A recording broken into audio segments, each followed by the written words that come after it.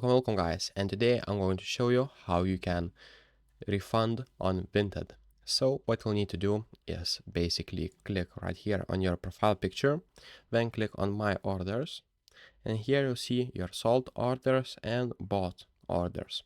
So what you can do is to get a refund, you must report an issue within 2 days of the item being delivered by pressing I have an issue in your order details.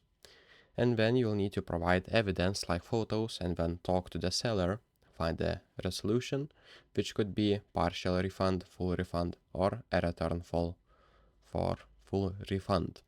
So if you cannot resolve the issue with the seller, you can escalate it to the Vinted support.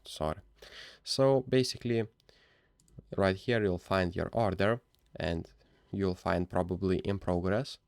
And if you click on that one, you'll find something like this.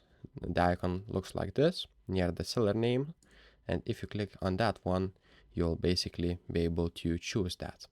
So if this video was helpful, please make sure to subscribe to Guide to Everything, comment down below for the algorithm, and see you in the next one.